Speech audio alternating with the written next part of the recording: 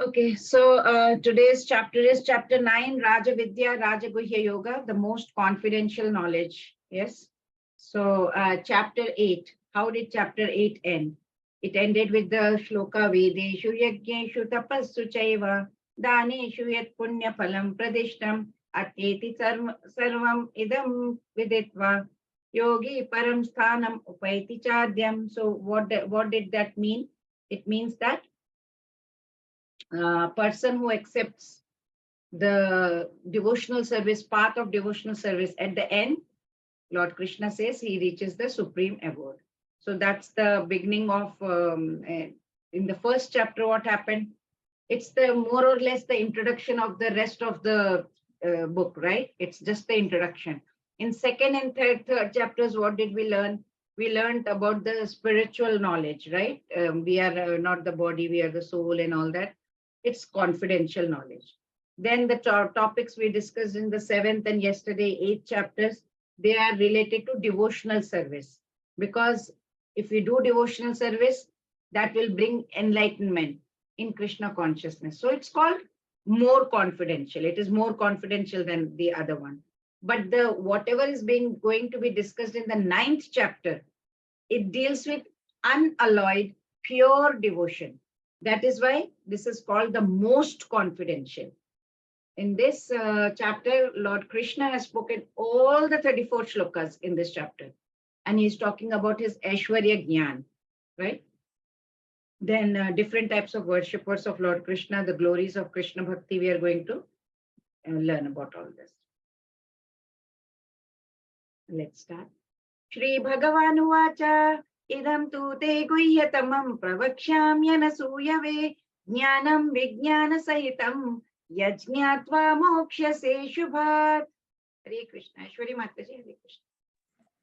Supreme Lord said, My dear Arjuna, because you are never envious of me, I shall impart you this most secret wisdom, knowing which you shall be relieved of the miseries of material existence. Hare Krishna. Yes.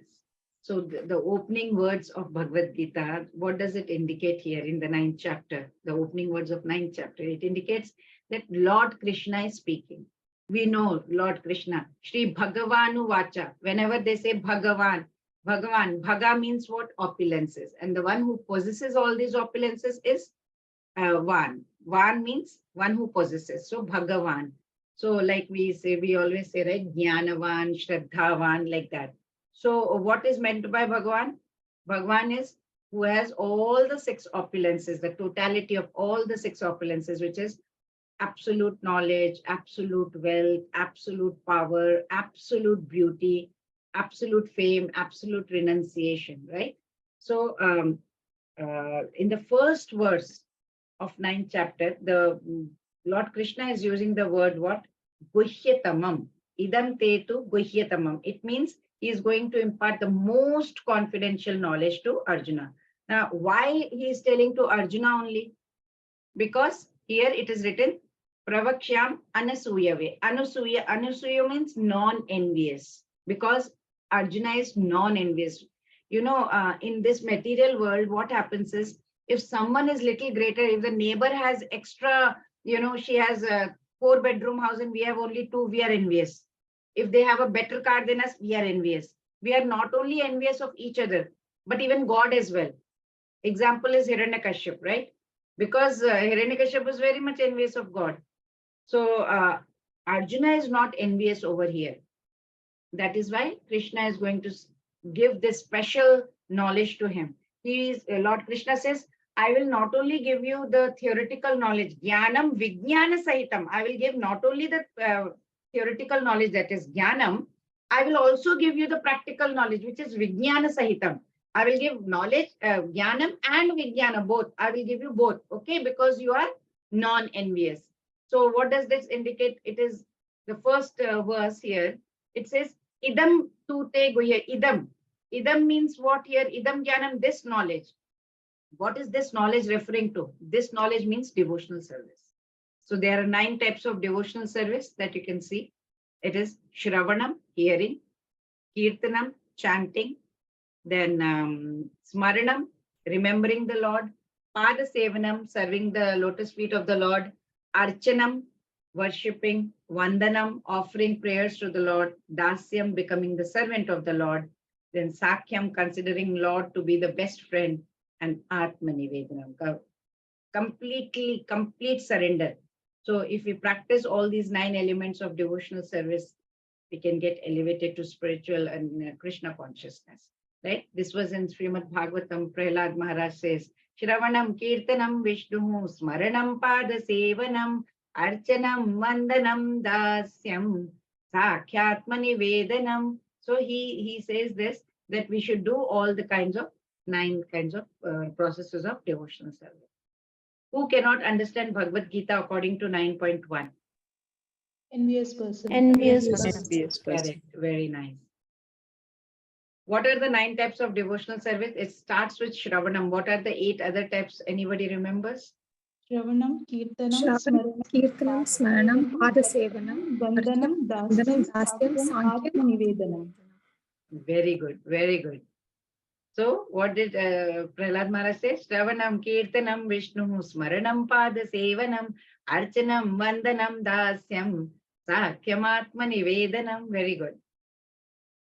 So these are the various ways we can serve the Lord. Rajavidya Rajaguhyam Pavitram Idamuttamam Pratyakshaavagamam Dharmyam Susukham Kartum Avyayam. Yes, Juma Mataji, Hare Krishna. This knowledge is the king of education, the most secret of all secrets. It is the purest knowledge, and because it gives direct perception of the self by realization, it is the perfection of religion. It is everlasting, and it is joyfully performed. Hare Krishna. Hare Krishna. So the word Rajaguhyam. Rajaguhyam indicates that it is sovereign knowledge. It is very confidential knowledge. And the word Pavitram, Rajaguhyam means sovereign knowledge. Pavitram means it's very pure. This knowledge is also Uttamam. Pavitram is the Uttamam. So very, very Uttamam. This is the most confidential. Why? Because it involves the understanding. We will get the understanding, the difference between the soul and the body. And it is king of all the confidential knowledge because it concludes in devotional service. So generally what happens is people are not educated in this confidential knowledge. They are educated in external knowledge. Like you know, you learn all kinds of social, Ayurveda knowledge, astrological knowledge, physics, chemistry, maths, astronomy, engineering, and all that you learn, right? There's so many departments of knowledge all over the world. So many universities have, but unfortunately, no university, no educational institution is there where the science of spirit soul is instructed. Because even though the spirit soul is the most important part of the body, and because without the presence of the soul, the body has no value. But that Gita Gyan is not being taught. But still what people are doing, they're placing a lot of stress on the bodily necessities of life. They're not caring about the vital soul. So that is why this process of devotional service that we just learned, Shravanam, Kirtanam, Vishnu, of Krishna consciousness, it's the king of all education. We should understand that. And it's the king of all the confidential knowledge. So when this is the sovereign science, the most important, and it is easy also to practice. Why are people not applying this? Why are they not applying themselves to learning it? So Lord Krishna explains in the next verse. Let's see why. Yes, Aishwarya Mataji, Hare Krishna. Those who are not faithful on the path of devotional service cannot attain me, O conqueror of foes, but return to birth and death in this material world. Nectar of Devotion 1.4.15 states, Adav Shraddha Tata Sadhu Sangotha Bhajana Kriya. Hare Krishna. Hare Krishna. So, yeah, why are people not applying? Why are people not applying? If it is so easy, everything is good, then why?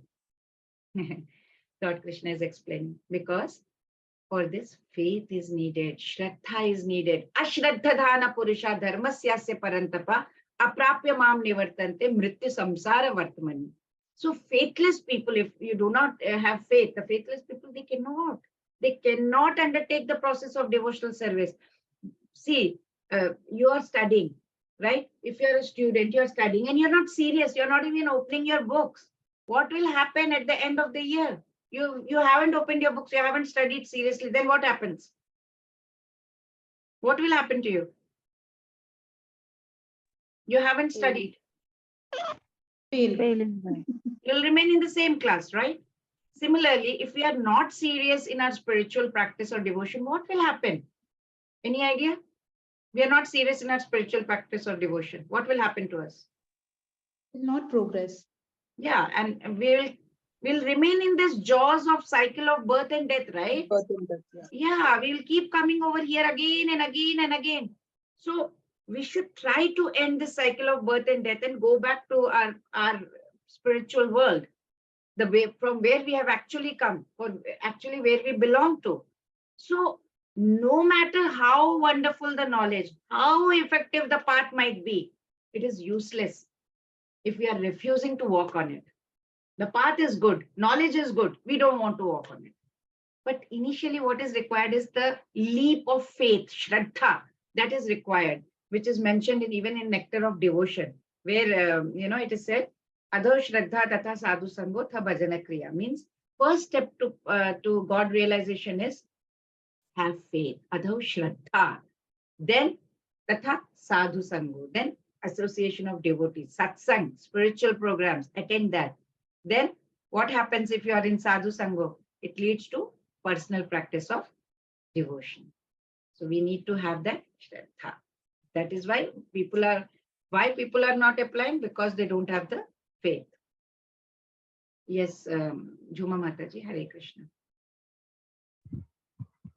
By me, in my unmanifested form, this entire universe is pervaded.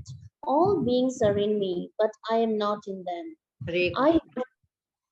So, Lord Sri Krishna's name, fame, pastimes, it cannot be understood. We cannot understand if we have imperfect material senses, right? We have imperfect material senses. We cannot understand that. It is written in Brahma Samhita, it is stated over there. Premanjana Churita Bhakti Vilochanena Santas Sadaiva Hrideshu Vilokayanti Yam Shama Sundaram Achintya Gunaswarupam Govindam Adi Purusham Tam Aham Bhajami. Yes, Juma Mataji, you can read the translation. I worship Govinda, the primeval Lord, who is Samasundara, Krishna himself with inconceivable, innumerable attributes, whom the pure devotees see in their heart of hearts, with the eye of devotion tinged with the salve of love. Hare Krishna. Hare Krishna. So here what is it said, that although he is a Lord, is all pervading, he is everywhere. We cannot see him with our material eyes, right? So this is indicated by what? Avyakta Murtina. Maya tatamidam sarvam jagad avyakta murtina, means avyakta murtina, we cannot see him because we have these material eyes. This material energy, this material whole world is made, it has been created from God's material energy. We are all part and parcel of God. The souls are also energy of God, but his superior energy. We are called Jiva Shakti. So the world, the souls in it, all are God's energy. We are all within his personality. But Lord says that he does not dwell in this. This whole infinite is not contained by the finite beings. Like anything big, can anything big fit in anything small? Right? If there is something very big, I'm trying to put it in a very small packet, it won't fit. That is because he's far more than the sum total of all these energies, right? Like, for example, ocean. Ocean throws up many, many waves. But these waves, what are these waves? They are part of the ocean, right? But ocean is much more than the sum total of all the waves. Similarly, the soul, the Maya, all this exists within the personality of God.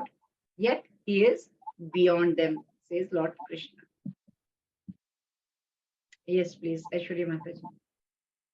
And yet everything that is created does not result in me. Behold my mystic opulence. Although I am the maintainer of all living entities, and although I am everywhere, still myself is the very source of creation. So what is Lord saying over here? He says that everything is resting on him. Everything. Matsthani sarva bhutani. Sometimes, nacha matstani bhutani pashyame yogam aishwaram bhuta brinnacha bhutastu mamatma bhuta bhavanaha. So masthani sarva bhutani means everything is resting on him. You see on the screen the picture of an Atlas holding the whole globe on his shoulder, right? He seems to be very tired holding this earthly planet, right? And this image should not be entertained, because in connection to Krishna upholding this whole created universe, no. Planetary systems are floating in the space, and the space is the energy of the Lord, but he is different from space. We sometimes think, right, of doing something, but there are so many big obstacles that come in our way. We can't do what we want to do. It's not possible. We may want to do so many things, but it's not possible for us to do everything. But when Krishna wants to do something, but simply by his will, everything can be performed perfectly. Yes, please continue. As the mighty wind blowing everywhere always rests in ethereal space, knowing that in the same manner all beings rest in me. Hare Krishna. Lord Hare Krishna. Lord Krishna has used this matstani bhutani. Yatha kashastito nityam vayu sarvatra gomahan tatha sarvani bhutani matstani ityupada. Matstani is used. Mastani, he has wrote 3 times from number 4th verse to now 6th verse. Till now he has been using. What does it mean? Matstani, all living beings rest in him. He's telling very nicely over here. They cannot be separated from him, even though they may be transmigrating to different bodies, and they are, accepting the affinity with the matter, with the body. But now Supreme Lord is giving an analogy. What comparison is he giving? Why is he giving? So that we can grasp the concept. What is he saying? He says, as such, wind has no existence independent from the sky, right? It moves fiercely, it moves incessantly in the sky, and yet it is resting within the sky, right? It can't go beyond the sky. It is blowing whatever may happen, kitna bhi tufan, kitna bhi hurricane, kitna bhi hawa chale, still it is within the sky. Similarly, the souls have no existence independent of God. As we generally say, एक घास का एक तिनका भी नहीं हिल सकता without God's permission. A blade of grass also cannot move without the will of Lord. So everything is moving under his will. Still, Lord Krishna says he is aloof from everything, as sky is always aloof from the activities of the wind. Wind is blowing, but sky is aloof. Similar way. So he has given nice comparison over here. Krishna is everywhere, and yet we can't see him. What is this compared to? Be air or wind. Correct. Yes, please, Juma Mataji, Hare Krishna. You have to read the 7th one first, and then the 8th one, and then 9th, okay? 9.7 is on the top. O son of Kunti, at the end of the millennium, all material manifestations enter into my nature, and at the beginning of another millennium, by my potency, I create them again. Read the 9.8 also, please. The whole cosmic order is under me. By my will, it is manifested again and again, and by my will, it is annihilated at the end. Yeah, Lord Krishna has explained in the last few verses that all the living beings dwell in him. He has been explaining this so far. So when he says this, it brings a question in our mind, like when Mahapralay, the great annihilation takes place, and the whole entire world is wound up, then where do we go? Where do all the living beings, living entities go? The answer is given in this one. Here he says the word kalpakshaye. Kalpakshaye, you see. Sarva bhutani kaunteya prakritim yanti mamikam kalpakshaye punastani kalpado visrajamyam kalpakshaye. At the end of Brahma's lifespan, the entire cosmic manifestation dissolves. And all the souls, whoever we are within this material creation, all the souls go and they rest in the body of God. How? In the state of suspended animation, like it is just there, frozen like that. And when it is the time for creation, the material energy is let loose, and then Mahat Tattva, into which the Lord, as his first Purusha incarnation, Mahavishnu, he enters. And where does he lie? He is lying within the causal ocean. What is causal ocean? Causal ocean is the origin of material creation. Where is it? It is in the border between the spiritual world and the material world. There is a border, and that's the causal ocean. It is the place in the spiritual sky. Now there, Mahavishnu is lying down and he's creating this material world. So what does Mahavishnu do there? He is breathing out. What does he breathe out? Innumerable universes, Let's say, now, if you take a bottle of mustard seeds also, ours is just one mustard seed. There are innumerable universes around. So these innumerable universes are formed. Then what these universes are formed now? Okay, good. Now, every universe he will enter as Garbhodakshay Vishnu. Mahavishnu will enter as Garbhodakshay Vishnu now. Every universe. Now, each universe in this way is created. Now, all the universes are created. Then again, he further manifests himself into Kshirodakshay Vishnu. How? Lord Vishnu enters into each and every minute atom. Then these souls that were lying in a state of suspended animation for such a long time with only causal bodies, then again they are placed into this world. How? According to their previous karma. Whatever karmas they have done, they get those kind of bodies. Yeah. Yes, ninth one also, if you can read, please. O Dhananjaya, all this work cannot bind me. I am never detached, seated as though neutral. Yeah, Hare Krishna. So here he is neutral, completely neutral. Nothing binds me. He says he is doing everything, but he is detached. Like, a high court judge. He's sitting over there, right? By his order, so many things are happening. What is happening? Someone, he may say, okay, he has to be hanged. Okay, he should be put behind bars. He should be sentenced to 10 years of imprisonment. Someone is, okay, you are supposed to get that much money. Okay, money should be granted to him. He is doing everything. But does anything affect to him? Nothing affects him, right? He is neutral. He has nothing to do with whatever gain, loss, whatever is happening over there. So this is what Lord is trying to explain. So after explaining that he is completely unaffected by all this, he is going to tell us that he is the non-doer, but he is just a supervisor. He just supervises everything, whether everything is happening properly, correctly or not. Yes, Sonali Mataji, Hare Krishna. Hare Krishna. O son of Kunti, at the end of millennium, all material manifestation enter into my nature, and at the beginning of another millennium, by my potency, I create them.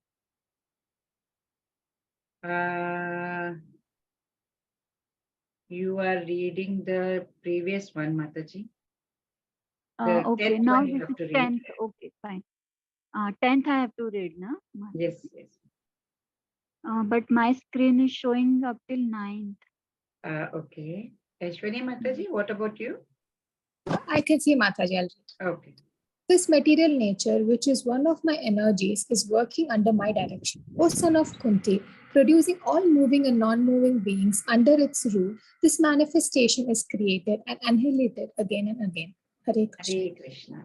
So whenever God thinks, okay, I should create the world, what does he do? He just glances at the material energy and animates it. So what does the material energy as such is lifeless over there? Okay? It's lying over there. As soon as material energy gets the inspiration from God, it begins to act as if, it becomes very, very responsive. For example, even if we have a scissors, for example, or a tongs in the hand of chef, it is lifeless as such.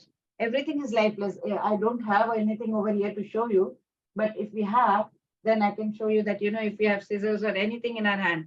So the moment the scissors is there in the hand, it is just lifeless on the table. But the moment I use it and cut the paper or something, then it starts working, right? Same thing, the chef will have maybe a pair of tongs or something. If I have any tongs over here to show you.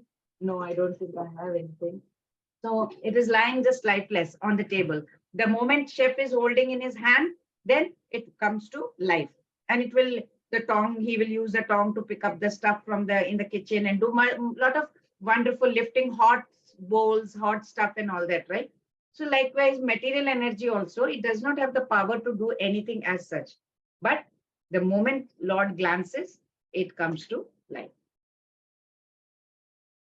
Yes, Jhuma Mataji, Hare Krishna. Fools deride me when I descend in the human form. They do not know my transcendental nature and my supreme dominion over all that be. Hare Krishna. Hare Krishna.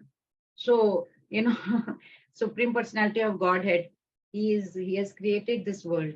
He is maintaining also for all of us. And he annihilates whole complete cosmic manifestation, right? How can he be like you, like a human being like us? How can he be one of us? Just imagine. The powerful person who has created, who is maintaining, who is annihilating everything, can he be like us? There's so many foolish men who consider Krishna to be just a powerful man and nothing more. Avajananti mam mudha manushim tanumashritam param bhavamadhananto mama bhuta maheshwaram mudha. These mudha people, all foolish people, think that Krishna is just one of us. How can it be? Can it be? Is it possible? He's using the Lord Krishna is using the word mudha, dim-witted, to describe those who deny the divinity of his personal form. He's the Supreme Personality of Godhead. He is, it's confirmed in Brahma Samhita also, right? What Brahma said, Ishvara Parama Krishna Satchidananda Vigraha Anadiradi Govinda Sarvakarana. He's Sarvakarana Karanam. He says he's eternal. He's all-knowing. He's blissful. He's without a beginning. He's without an end. He's the cause of all causes. After telling so much, there are still so many mudhas, foolish, dim-witted people who do not know his transcendental nature. So, they are always sitting, watching. You can see in the screen, I have to watch this serial, no time to go to the temple. This is more important. They give priorities to the wrong things. There are so many instances, right, to show that Krishna is the Supreme Personality of Godhead. When he was playing along with Balrama, he played like a human being, right? That just like that, normal. But he performed so many superhuman acts, killing all the demons, Aghasura, even lifting Govardhana hill. Do you all know with what finger did he lift the Govardhana hill? Smallest finger. Yeah, his little finger. Little finger. Yes. So when Krishna appeared before his father and mother, Vasudeva and Devaki, he appeared with 4 hands, Narayan form. But after the parents prayed to him, he transformed himself into an ordinary child. Can we do that? No, we cannot. In 11th chapter of Bhagavad Gita, he stated that, Arjuna prayed to Krishna. Krishna, please show your 4-hand rupa. Te naiva rupena chaturbhujena. Please show your chaturbhuja rupa. When he revealed that, Krishna revealed his chaturbhuja Narayana rupa, then again Arjuna requested, no, please, can I see your original human-like form, please? Manusham rupam, can you show me Manusham rupam? So what? Can we do that? Can we start showing can we lift the Govardhana? Can we kill so many demons? Can we show 400 rupa and then become a small child? We cannot. These different features of Supreme Lord, the ordinary human being cannot do. These are not the features of an ordinary human being. So who can understand Krishna? Only those who surrender to Krishna. With what? With love and devotion. So let's see that. Yes, please. Sonali Mataji, can you see the screen now? 13th one. Yes, Mataji. Hare Krishna. Hare. O son of Pritha, those who are not deluded, the great souls are under the protection of the divine nature. They are fully engaged in devotional service because they know me as the Supreme Personality of Godhead, original and inexhaustible. Yes. Hare Krishna. Hare Krishna. So, Hare Krishna. Lord Krishna's, you see the style of discourse, how he gives. He drives home the point by making very starkly contrasting comparisons. What was he doing in the previous verse? He was describing the ways these moodas behave, deluded, completely confused. And now immediately opposite. He is not talking about great souls. Mahatmanastu mam partha. Mahatmanastu mam partha. Devim prakriti mashritaha. Bhajantananya manaso. Nyatva bhutadim avyayam. He's talking about great souls. Great souls, they receive divine grace. But they are completely endowed with a divine love. They are engaging themselves in complete devotional service, uninterrupted devotion towards the God. So that is why they said Mahatma. It's, first sign of Mahatma is what? He is situated in divine nature, always divine nature. He doesn't get affected by this Maya or material nature. He is completely surrendered to Krishna. And he's free. He's free from all these clutches of material nature. That is the qualification of a Mahatma. And such Mahatmas, such great souls, they are all the time, 24/7, 365 days, they are engaged, unswerved service of the Lord, completely in his service, completely in Krishna consciousness. They are completely in there. So when our eyes are completely anointed with the pulp of love of Godhead, what happens? That's when we can see Krishna. We can only see Krishna if our eyes is filled with love for him, filled with devotion for him, filled with surrender mode for him. That is what, then that's when we can see Krishna. And there was this such great Mahatma. His name was Madhavendra Puri. So who was Madhavendra Puri? He was he's a great Vaishnava who traveled to Vrindavan. Once he came upon this Govardhana hill. Okay. So he was sitting, he was tired, he was walking all through the forest. So he was tired. He sat under a tree and he was it was evening time. So he was just resting over there because he was tired. So a cowherd boy came over there. He brought some pot of milk for him. And he said, okay, just have it. Please drink. I have brought it for you. He was speaking so sweetly. Madhavendra Puri got completely, he was looking at him and he forgot all his hunger and thirst looking at that boy. He said, who are you? Where do you live? So he said, I'm just a Gwala, I'm a cowherd boy, Gopi, and I reside in this village only. There were some women who were passing by. They saw you over here and they gave me this milk and asked me to give it to you. Okay. So I'll just go. I have to milk the cows now. I'll come back and I'll take this pot from you. So okay, Madhavendra Puri was very grateful. He drank the milk because he was as such very tired, and he waited for the boy to come back and pick up the pot. But he was not to be seen. He didn't return. So he sat over there. He chanted for a while Hare Krishna Maha Mantra, and then somehow he slept. As he was sleeping, he got a dream. The dream was that the same boy who was there, who came to give him the milk, came into his dream and he was holding his hand and he took him towards a bush in the jungle. And boy told Madhavendra Puri, what did he say? He said, I live in this bush and it's so difficult for me. And because of this, I'm suffering very much because sometimes it's very severe cold, rain, wind, and all sorts of heat is also there. Please do one thing. Please construct a temple at the top of that Govardhana hill, okay? And then take me out from here, wash me with water, loads of water, so that my body becomes very clean. And I have been noticing, I've been observing you for many days, and I've been thinking, when will you come? When will Madhavendra Puri come? When will he come and serve me? My name is Gopala. I am the lifter of Govardhana hill, he told in the dream. So when, these Mohammedans attacked, the priest who was serving me, he came running and he hid me in this bush and he ran away out of fear because they were all attacking. So since the priest went away, I have been over here only for all this while. Now, good that you have come. Please come, just remove me with a lot of care, okay? And he went. Then Madhavendra Puri got up, he went to the villagers, and he took their help. He told the dream. All the villagers accompanied him. They all went to the place where the boy had instructed him to go. And they found the Gopal deity. They found. And then, as you can see in the picture, that the Gopal deity, a grand installation was held for Sri Gopala, right? and his worshipable deity, Srinathji Gopalji, was installed by him. So he was such a great Mahatma. How can we see Krishna even with our material eyes?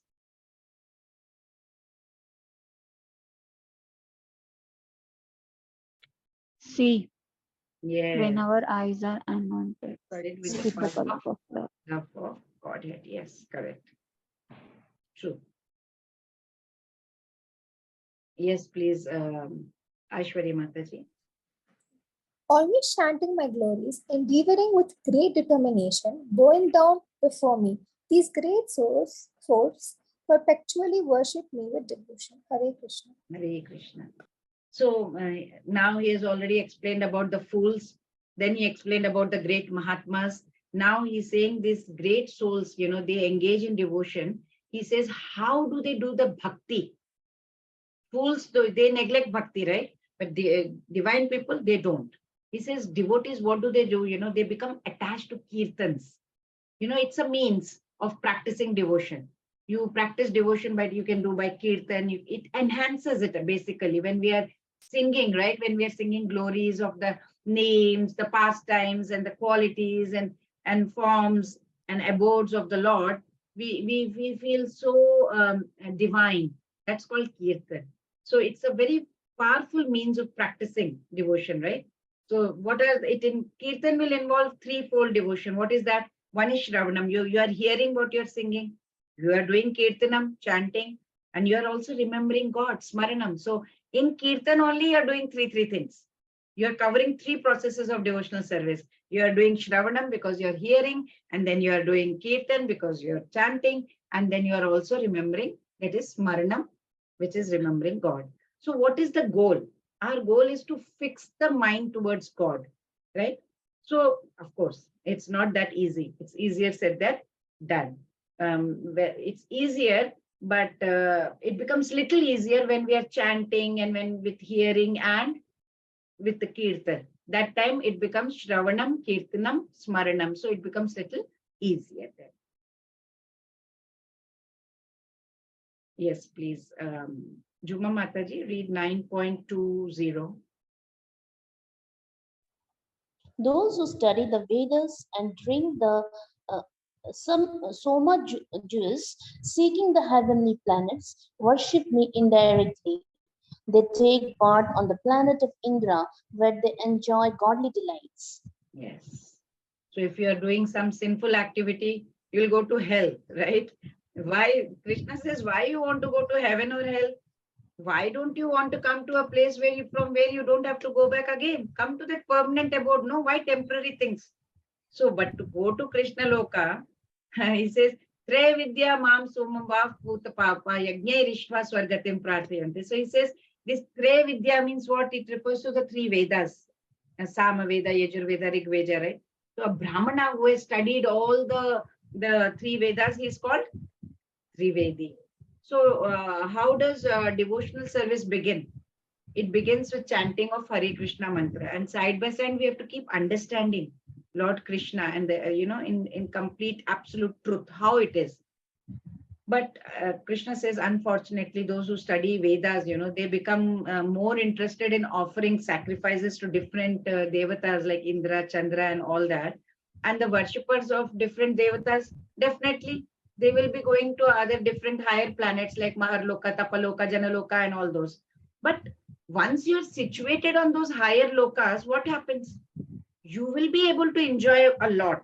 Of course, here, if you're living 100 years, you'll live there 100 and thousands of years over there, much better than this place, no doubt about it. But what does Lord Krishna say in the following verse?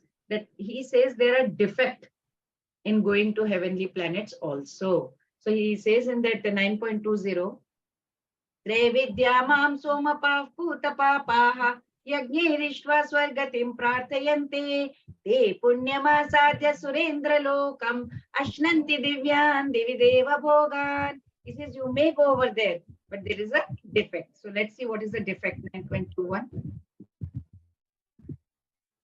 Yes, Juma Mataji. They have thus When they have thus enjoyed vast heavenly sense pleasure and the results of their pious activities are exhausted to this mortal planet again, thus those who seek sense enjoyment by adhering to the principles of the they achieve only repeated birth and death. Adhering to the principles of the three Vedas, they achieve only repeated birth and death. Hare Krishna. So what Lord Krishna is saying? Te tam bhuktva swarga lokam vishalam kshine punya martya lokam vishanti. Once their credit is over, they have to come back. Even if they go to swarga lokam vishalam, kshine punya, the punya credit is gone. Martya loka vishanti. They have to come back to this bhuloka again. So once they're sent back to earth, the fruits of whatever pious activities are done, it will be over and they have to come back to the earth. So have you been on a giant wheel ever? Yes, Mataji. Yes, Yeah. Mata. So when you go on the top of the giant wheel, what do you see? What can you see once you're on the top? Any giant wheel, wherever you must have gone. What do you see around? See the whole area. Yeah, you can see the whole area, the whole city, wonderful lights, sights, everything, right? But once you go on the top, Mataji, Sureka Mataji, you go on the top. Can you remain there only on the giant wheel? No, Mataji, you have to come down. You have to come down. You can't stay there. It's a similar thing, similar situation. You go to heavenly planets. Once it is done, you see the wonderful sights around, enjoy, everything is done. Okay, time to go down. You come back to this earth. So one simply is revolving in this cycle of birth and death from lower planetary system to higher planetary system, then again lower planetary system. Then instead of all this, isn't it better to attain the spiritual world? Where you can enjoy your eternal life, full of bliss, full of knowledge. It is not at all dukkhalem ashashvatam. It is so blissful. You never have to come to this dukkhalem ashashvatam over here, miserable material existence. That is why we should aim for God realization. So for that, we have to engage in devotion to the Supreme Lord. How to engage in devotion? Let's see that. Okay, demigod worship is a dash way of worshipping Krishna. Indirect. Indirect. Yes, correct. Very nice. So how to worship? Let's see. Ananyas chintayanto mam ye janav paryupasate tesham nityabhyuktanam yogakshemam vahamyaham. Hare Krishna. Yes, Surani Mataji, can you see the screen? Hare Krishna. Yeah.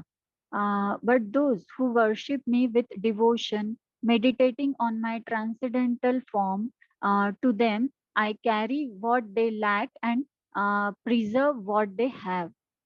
Hare Krishna. Hare So, Krishna. what to do? Surrender. Complete surrender. So in this verse, Lord has become like, he's giving like a motherly kind of an assurance. What is he saying? He says, you just surrender. Surrender. How mothers take care of the baby. Baby completely surrenders to mother, right? Baby is very much having a lot of trust in mom that, okay, mother will take care.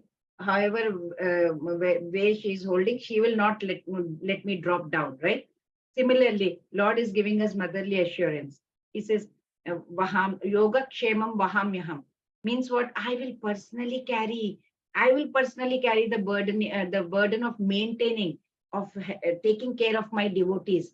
How once we get married, we have children, don't we take up the responsibility? There may be so many burdens in our life, but do we say no, it's okay, I am not able to take care of my child, okay, let go of my child? No, you don't. Come what may, you will suffer whatever, but you will make sure your child gets a very good life. Similarly, Lord also, the moment we surrender, he will make sure that we get a better way of living. And here Krishna is promising two things. What is he saying? First thing, he says yoga. Yoga means by mercy of the Lord. Such a devotee will never have to come back to this material world again. And second, he says kshema, means they will get the merciful protection of the Lord. He will not only make sure that we don't come back over here, he is also going to make sure that we are completely under his protection. What else can we get, right? But of course, along with it, what does he say? He places always a condition. What is that condition? What is that? complete surrender. Ananyash chintayanto mam. So when we are doing something out of our own independent will, we think, okay, I am the one who is doing. I cannot, who is he? And we depend, we say, okay, I have my own prayers, I have my own abilities. God does not bestow his grace. So what does he do? Okay, fine. I'm not going to give you any kind of grace. Fine. You think you are the doer? Fine. I will sit. I will note down what all your karmas. I will give you the result report card according to that. That's it. And when we say, okay, Bhagwan, please, please, please, partially we surrender, not 100%, huh? Partially. Say, okay. Then partially we depend on material crutches, partially on God. Okay. God says, fine. Partially he will bestow his grace upon us. Little bit he will give. And then we completely offer ourselves to him. When he says, Mam ekam sharanam brajavan, we completely devote and surrender to him. He will give us complete grace. He will take complete responsibility. By what? By preserving what we have and providing what we lack. Hare Krishna. Krishna declares that who worship him with dash, he protects from falling down to a miserable conditioned life. Devotion. Devotion. Very nice. So Krishna is our friend, right? All our possessions, whatever material things you have, the mobile phone, the house, the car, all the stuff at home, and the relationships that you have, the husband, your wife, your children, your relatives, mother, father, they're all long rows of zeros. Ultimately, they mean nothing.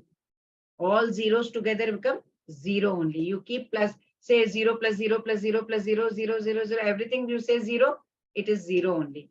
But when we add Krishna, then it is like adding 1 in the beginning of all those zeros. So it will become loads and loads and loads. Then it becomes meaningful. So we should always keep Krishna in the center and then do whatever we want to do. Yes, please. Aishwarya Mataji, Hare Krishna. Those who worship the demigods will take birth among the demigods. Those who worship ghosts and spirits will take birth among such beings. Those who worship ancestors go to the ancestors, and those who worship me will live with me. Hare Krishna. Hare Krishna. So, yanti devavrata devan pitrin yanti pitrivrataha bhutani yanti bhutejya yanti madhyajinopimam. What is Lord Krishna explaining in this verse? He's saying the implications of worshipping different entities. You know, it will by revealing the varieties of destinations attained. Where will you go?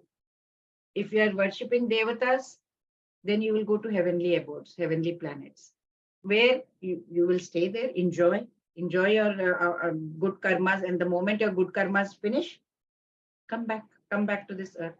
Pitras, pitra vrata. Pitra means pitralok, ancestors. It is good to be very grateful to them for whatever they have done for us, but getting undue concern for them, for their welfare, that makes us attached to them too much. It becomes detrimental to us. So those who are engaging themselves in ancestor worship all the time, they will go to the abode of ancestors after the death. And those who are in the mode of ignorance, what do? They worship ghosts and spirits, right? Like black magic. Even in India, we have all that. So they will, go to any place, and if they see ghosts and spirits are in the tree, they'll start, worshipping over there. But Lord Krishna says, who are the highest ones? Highest ones are the devotees who completely are devoted. They are engaging their mind. They are attaching their mind to Supreme Personality of Godhead. So he says, vrata, deva vrata. Vrata means what? So vrata means resolve, undertaking. So these are fortunate souls. They are determined to worship Lord Krishna, and they will worship Supreme Personality of Godhead only. So what will happen? Naturally, you will go to the planets of Vaikuntha and Krishna Loka without a doubt, right? After your death. Those who worship the demigods go to the planets of their ancestors. True or false? False. False.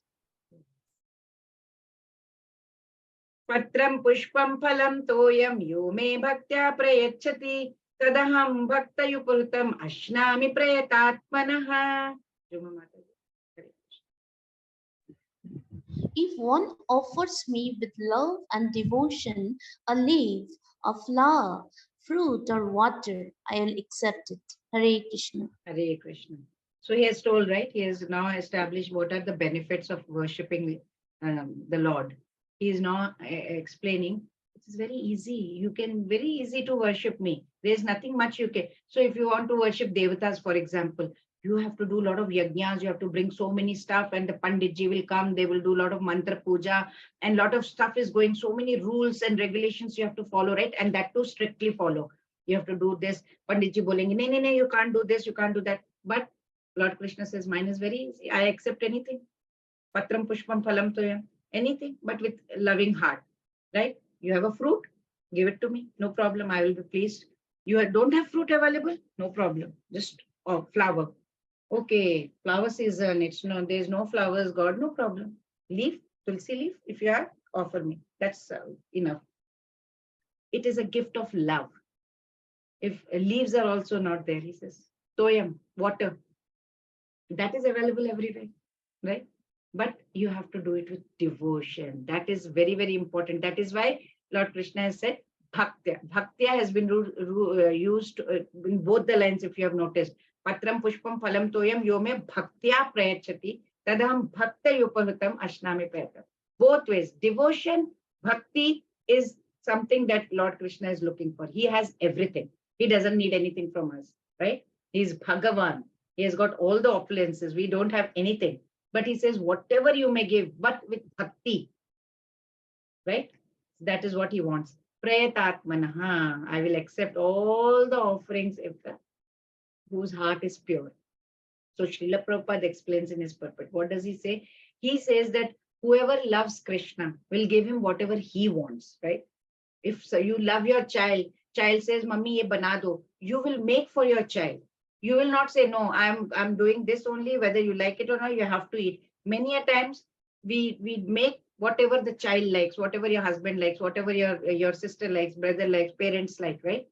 So here, if one loves Krishna, we will give him whatever he wants, and he avoids offering anything that is not desirable or not asked by Krishna over here. So like meat, non-vegetarian stuff and all those, they cannot be offered to Krishna because Krishna is not wanting it. He's very clearly stating what he likes, right? So he says leaf, fruit, flowers, water, they can be given. He will accept it, but it has to be with devotion. But we have to understand that he will not accept meat and all those stuff, right? So fruits, grains, milk, all these proper foods, they are for human beings, and they are Lord Krishna also wants that.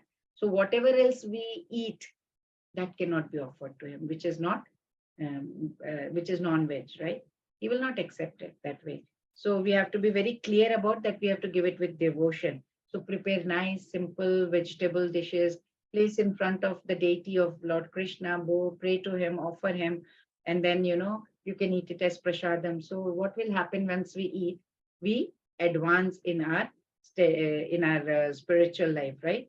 It should be most important, its attitude of love. Krishna has no need for food. He will accept, he has everything, right? As I told you, he will accept the offering of one who desires to please him in that way, right? The most important element is serving with love.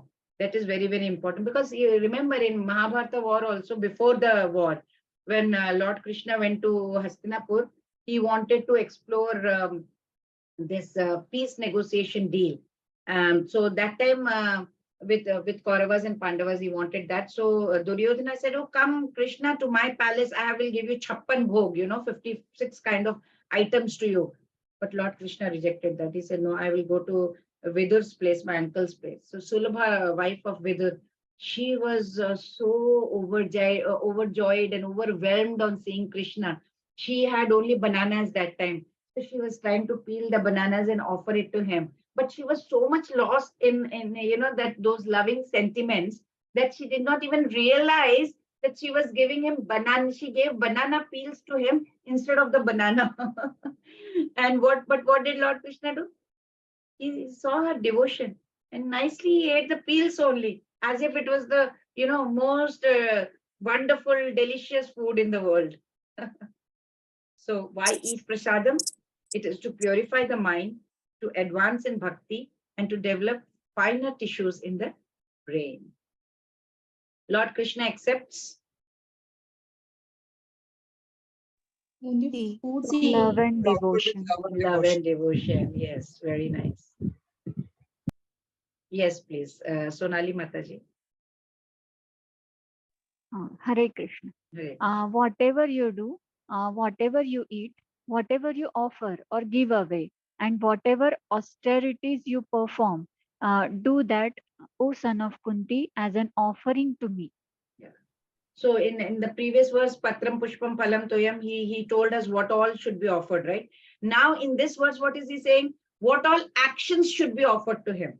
Yat karoshi yadashnasi, yat juhoshi dadasi yat tapasyasi kaunteya, purushva madarpanam. So what all actions should be offered to him? It says whatever social duties, whatever you may be doing, whatever vegetarian food you will be eating, whatever non-alcoholic beverages that you may be drinking, whatever Vedic scriptures, whatever rites you may be performing, whatever you are doing, whatever, everything, please offer to me. Mentally, you offer it to me. Whatever, says Lord Krishna in this shloka.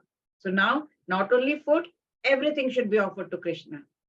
How one's work can become worship to Lord Krishna. Whatever one does should do it. Sorry. All of the above. All of the above. Yeah, everything for Krishna. Yes, true.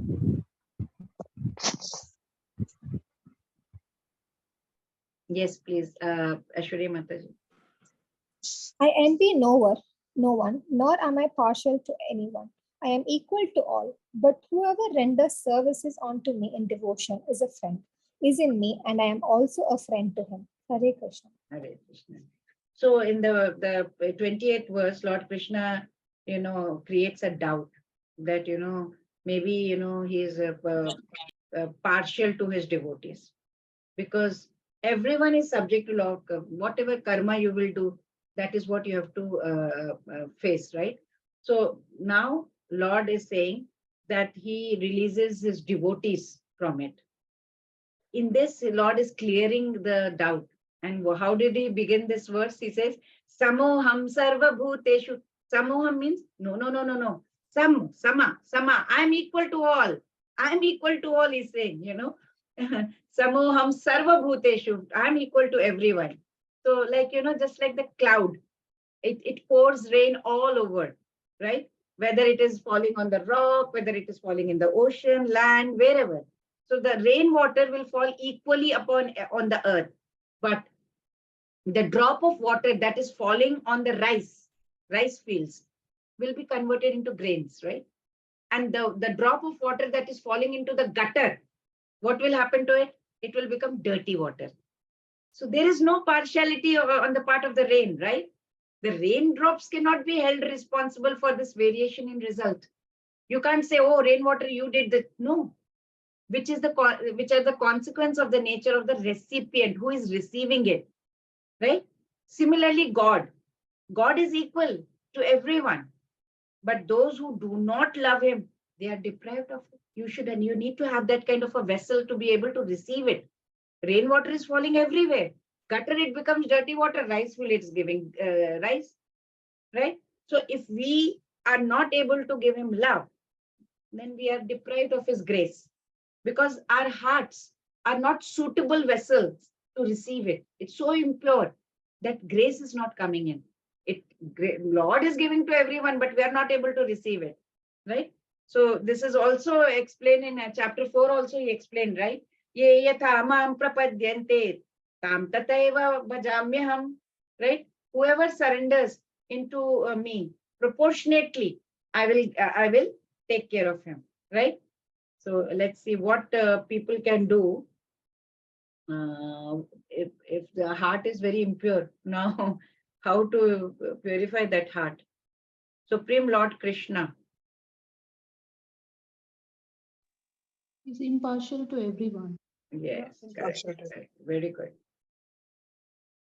Has special affection for his pure devotees. Yes, please. Juma Mataji.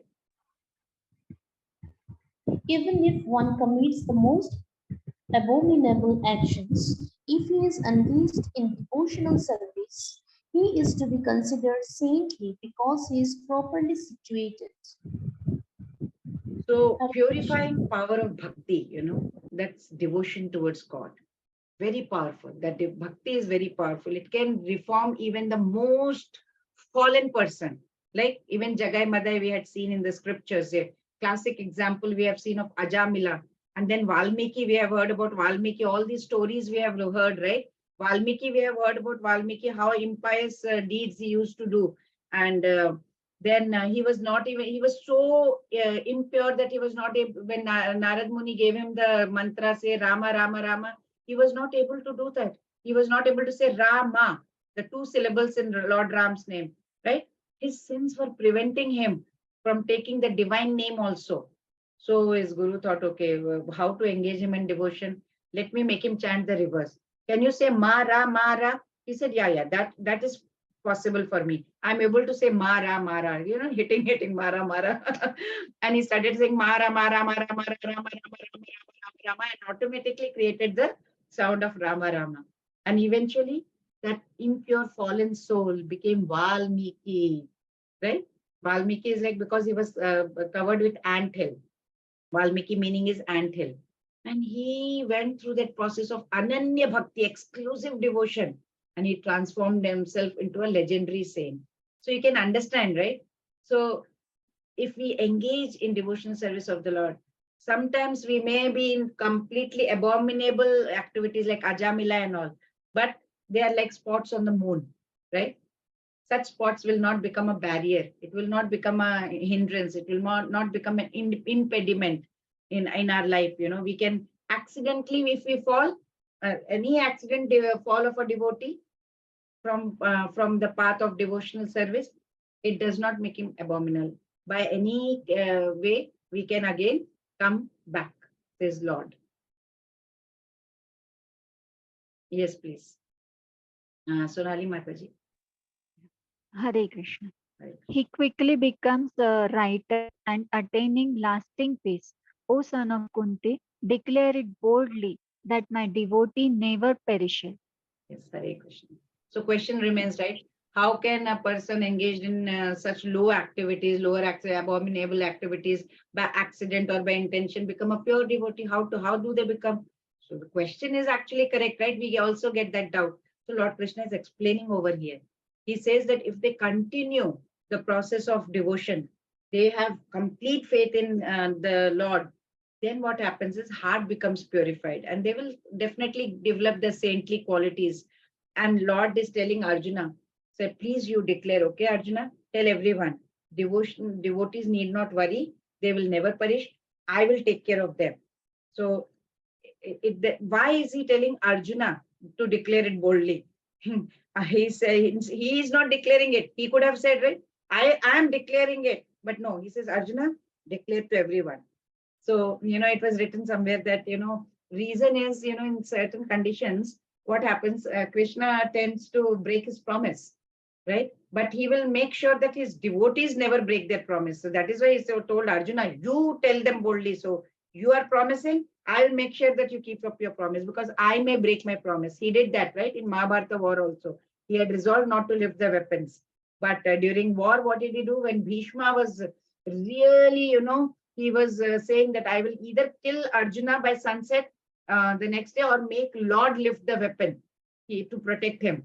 And Lord Krishna broke his promise. He went and he took out the wheel chakra and he wanted to attack Bhishma. Right? So that is why he can break his promises. So he's making sure, he said, Arjuna, you declare, okay, my devotees will never perish because I shall guarantee that, your word will be kept. Yes, please. Why Krishna's devotees never perish?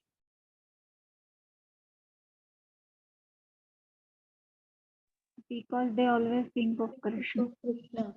And he can undergo any Both of them. purifying process Purifying also. process, Yes, both A and B. Both Yes, of them. correct, correct. Yes, please. Aishwarya Mataji.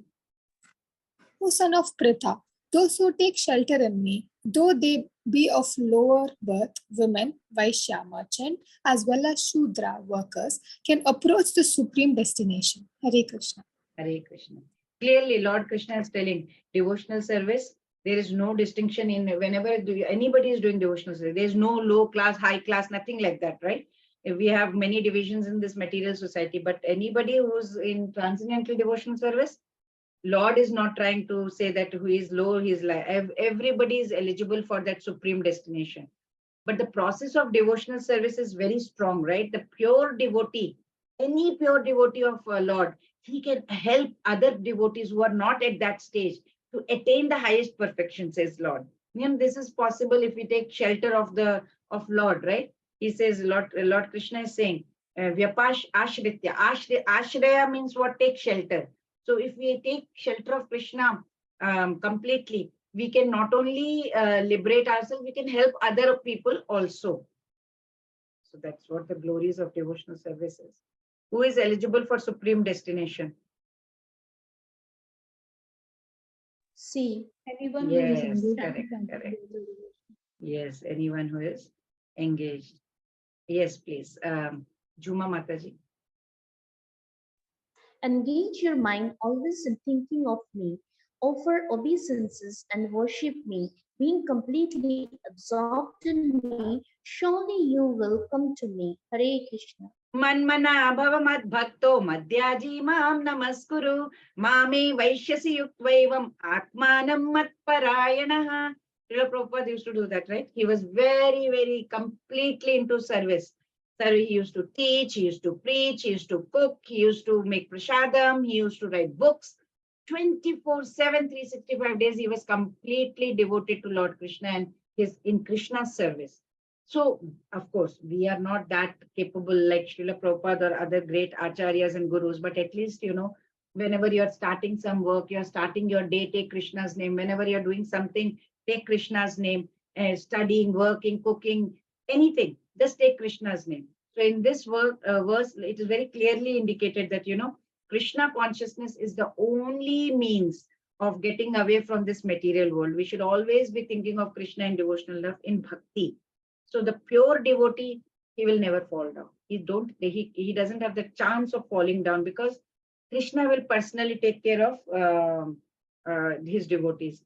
So Lord Krishna is concluding over here that Arjuna, become my devotee, unite your consciousness to God in true yoga, in worshipping him, in engaging your mind, in meditating him.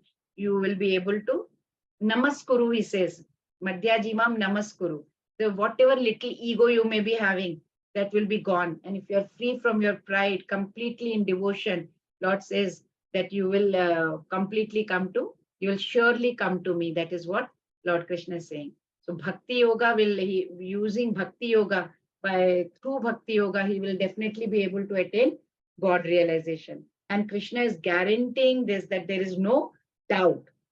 There is surely, means there is no doubt. So all intelligent people should directly take the process of Krishna consciousness.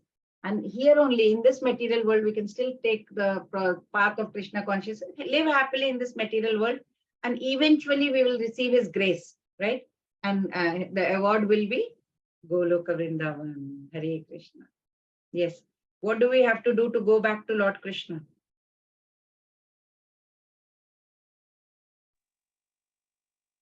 All of the above. Yes, so we should do everything. Hare Krishna. So we learned about Bhagavat Aishwarya Jnana, Raja Vidya, Raja Guhyam, ways to approach Krishna, Satatam Kirtayanto Mam, then sweetness of exclusive devotion, Manmana Bhava Mad Bhakto. So next in the 10th chapter, what Lord Krishna will do is, because Arjuna wants to know more about him, so he will describe his infinite glories and opulence. Vanchakalpatarupeshcha kripa sindhubhya evacha patitanam pavanebhyo vaishnavebhyo namo namaha. Hare Krishna, Krishna Krishna, Hare Hare, Hare Rama, Rama Rama, Hare Hare. Hare Krishna, everyone. Thank you so much Hare Krishna. for attending